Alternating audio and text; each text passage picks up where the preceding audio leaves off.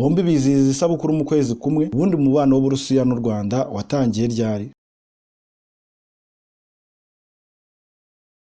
Iyo unyuze ku mihanda ujya ukumva umukecuru w'imyaka 90 cyangwa imyaka 100. Iyo unyuze ku bana, abagore, abasaza, abakecuru, abagabo ndetse n'abasore n'inkumi, nta rindi zina baba bavuga. Ijambo ni rimwe gusa: warakoze cyane mubyeyi, warakoze cyane Mana kuduha umubyeyi wacu. Nta wundi ubuvugwa, ni nyakubahwa His Excellence Perezida Paul Kagame. Uhawe ikaze kuri MX Empire. Uyu munsi rero tugiye kugaruka ku bintu bihuje Perezida Paul Kagame ndetse na Perezida Vladimir Putin w'Uburusiya. Uhawe ikaze. Aba baperezida bombi ubundi bagiye bahuriye ku bintu byinshi cyane bigiye bitandukanye, cyane nyine nko kuba wenda bahuje umwanya wo kuyobora igihugu. Ibintu bagiye bahuriyeho ndetse no kugirira neza abaturage cyangwa se iterambere ry'igihugu kandi ryihuse kandi vuba. Bashora imbaraga nyinshi mu guteza imbere igihugu ndetse n'abaturage muri rusange. Ngaba abaperezida babiri ba mbere ku isi bafite amateka akomeye, haba uburyo bagiye bayoboramo ibihugu byabo ndetse n'uburyo bagiye batuma abaturage bagera ku iterambere, ndetse n'abaturage nyine bagiye babakunda benshi cyane batandukanye. Ugasanga birenze no kuba ari umunyagihugu gusa, akaba ari no mu kindi gihugu yakumva imiyoborere myiza cyangwa yabona uburyo abaturage babayeho neza, akavuga ati yo nibera umunyarwanda, cyangwa se bakabyigana baza gusaba ubwenegihugu bw'abanyarwanda. Kubera umutekano, iterambere ndetse na buri wese ikintu ashaka aragikora mu gihugu cy'u Rwanda. Afite uburenganzira bwo gukora icyo ashaka mu gihe kitanyuranyije n'amategeko. No mu Burusiya nuko usanga abaturage basingiza nyakubahwa Vladimir Putin bavuga ati perezida wacu,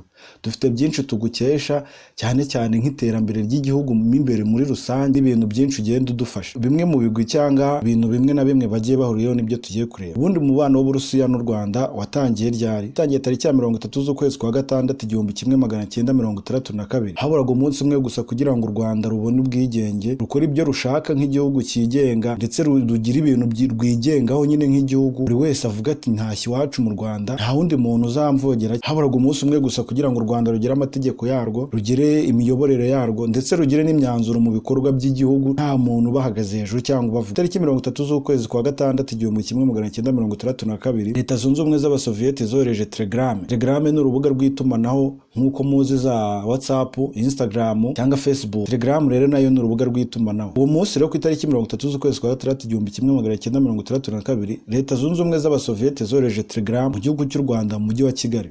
Yemerera u Rwanda ko ari igihugu cyigenga kandi cyigenga n'ibyacyo ndetse n'ibibera mu gihugu, maze rusaba ko hashyirwaho umubano w'ububanyi n'amahanga, umubano wa diplomasi. Ku itariki 17 z'ukwezi kwa 10 1963 nibwo hashyizweho umubano w'amahanga ndetse n'umubano wa diplomasi hagati y'igihugu cy'u Rwanda ndetse n'igihugu cy'Uburusiya. Ari ku itariki ya 17 z'ukwezi kwa 10 1963. Ukwezi kwa 10 ndagira ngo mugufate mu mutwe, turaza kugenda tukumva ahantu henshi hatandukanye, ndetse kuri no mu bintu bimwe na bimwe aba baperezida bombi bihanganye ku isi bakunzwe n'abaturage kurusha abandi bose, bayobora neza abanyagihugu ndetse n'abanyagihugu bayoboye bifuza ko manda zabo zitazarangira. Bamwe bumva bagira bati yaba turi muri ya myaka umuntu yabagayo imyaka 600 nibuze perezida wacu akaba yamara iyo myaka yose atuyoboye, twagera kuri byinshi. Ndetse bamwe bakavuga ati twajya tunagenda mu kirere n'amaguru, ugasanga wenda amashopu ari mu kirere bitewe n'iterambere twaba tugejejweho n'abo baperezida. Mu kwezi kwa gatandatu 2018, perezida w'Uburusiya Vladimir Putin na perezida w'u Rwanda Paul Kagame bahuye mu muhango wo gutangiza igikombe cy'isi cya FIFA mu mwaka wa 2018. Abaperezida ba mbere ku isi batinyitse ku myanzuro bafatira umwanzuro ushaka guhungabanya umutekano w'igihugu ndetse n'abaturage kandi ibikorwa remezo by'igihugu ndetse n'iby'abaturage. Bakunda kandi bagakundwa n'abaturage ku rwego rwo hejuru kurusha abandi baperezida bose bo ku isi, bitewe n'ibikorwa byiza bakora, umubano bagirana ndetse n'uburyo bumva abaturage babo, bakumva n'ibyifuzo bashaka kubagezaho ndetse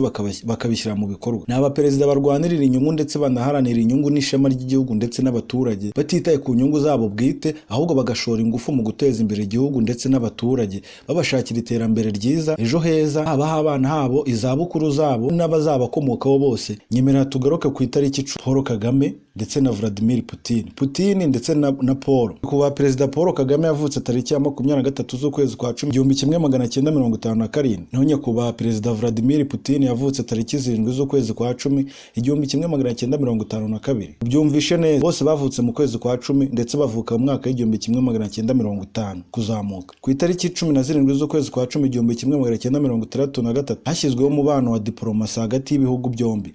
Ubwo no kuvuga igihugu cy'u Rwanda ndetse n'igihugu cy'Uburusiya. Bombi bizihiza isabukuru mu kwezi kumwe, kwezi kwa 10. Si ibyo gusa kandi bose bavutse mu mwaka wa 1950. Ku itariki 24 z'ukwezi kwa 10 2019, perezida Paul Kagame yifatanyije n'abandi bakuru b'ibihugu na guverinoma bo muri Afurika mu nama ya mbere y'Uburusiya na Afurika. Hari hashize umunsi umwe gusa nyakubahwa Perezida Paul Kagame yizihiza isabukuru y'amavuko ku nshuro ya 62. Umunsi Perezida Kagame yagiranye ibiganiro na Perezida w'Uburusiya Vladimir Putin mu rwego rw'inama y'Uburusiya na Afurika. Mu ijambo rye, Perezida w'Uburusiya Vladimir Putin yavuze ko ari umwanya mwiza wo kuganira ku bihe biri imbere ndetse n'uburyo ubufatanye bw'ibihugu byombi ndetse no kungurana ibitekerezo ku bibazo by'ibanze bya Afurika ndetse n'amahanga. Usibye inama nziza y'ibihugu byombi hagati ya Perezida Vladimir Putin ndetse na nyakubahwa Perezida Paul Kagame, hasinywe amasezerano abiri y'ingenzi.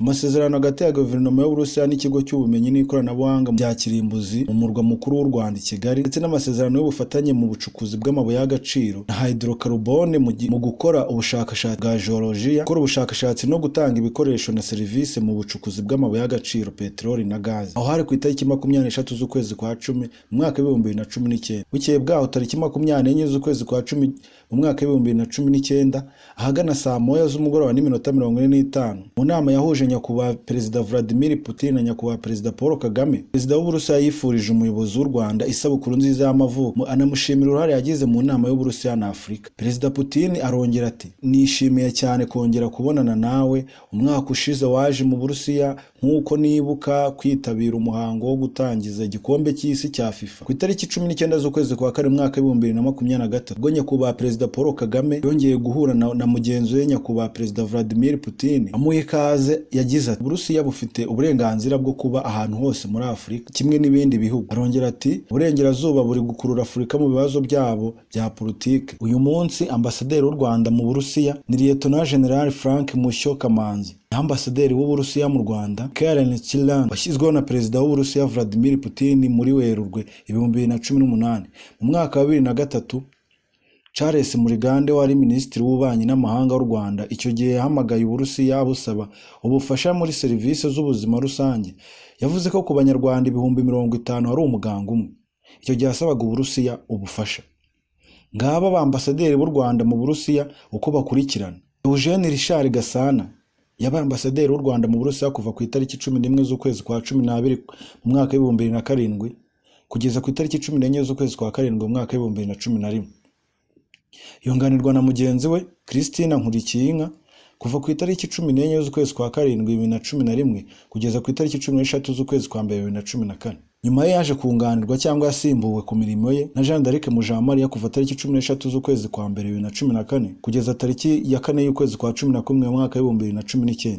Nawe yaje kuba asimburwa na Lieutenant General Frank Mushyo Kamanzi kuva ku itariki 29 z'ukwezi kwa 11 kugeza na n'ubu akaba akiri ambasaderi w'u Rwanda mu gihugu cy'Uburusiya. Ku ruhande rw'Uburusiya narwo, bamwe mu bambasaderi Uburusiya bufite cyangwa se babaye abambasaderi b'Uburusiya mu gihugu cyacu cy'u Rwanda. Reka duhere kuri Andrei Polyakov, yabaye ambasaderi w'Uburusiya mu Rwanda kuva tariki 22 z'ukwezi kwa 5 mu mwaka wa 2013 kugeza tariki 31 z'ukwezi kwa 10 mu mwaka wa 2017. Aza kuba asimburwa na Karen Chilan wamusimbuye ku itariki 14 z'ukwezi kwa 3 mu mwaka wa 2018 kugeza na n'ubu. Ngabo bamwe mu bambasaderi b'igihugu cy'Uburusiya bakoreye hano mu Rwanda. Ngabo rero abaperezida babiri isi tunze beza kandi bibihe byose, haba ku mikorere yabo, uburyo babungabunga ubusugire bw'igihugu ndetse n'umutekano w'abaturage, cyane ko bose bahuriye ku kintu kimwe, kuba bakunda kandi bagakundwa n'abaturage ku rugero rwo hejuru kurusha abandi baperezida bose bo ku isi. Niba uri umunyarwanda kandi ukaba utewe ishema n'u Rwanda, ugati Mana warakoze kubw'umuperezida mwiza waduhaye, watugejeje ku iterambere, wadukuye mu icuraburindi, ubu Kigali isigaye yaka ndetse n'indi mijyi yose. Igihugu cy'u Rwanda abantu benshi bakomeje kukibeshyaho bagira ngo ni za Dubai ndetse n'indi mijyi ikomeye ku isi ya kera. Ni mu Rwanda harahindutse koko kubera imbaraga z'umukuru w'igihugu yashyizemo, ndetse aharanira n'ishema ry'abanyarwanda n'igihugu muri rusange. Iyo unyuze ku bana, abagore, abasaza, abakecuru, abagabo ndetse n'abasore n'inkumi, nta rindi zina baba bavuga. Ijambo ni rimwe gusa, warakoze cyane mubyeyi, warakoze cyane Mana kuduha umubyeyi wacu. Nta wundi ubuvugwa ni nyakubahwa His Excellency Perezida Paul Kagame. Reka ngushimire ko wabanye natwe.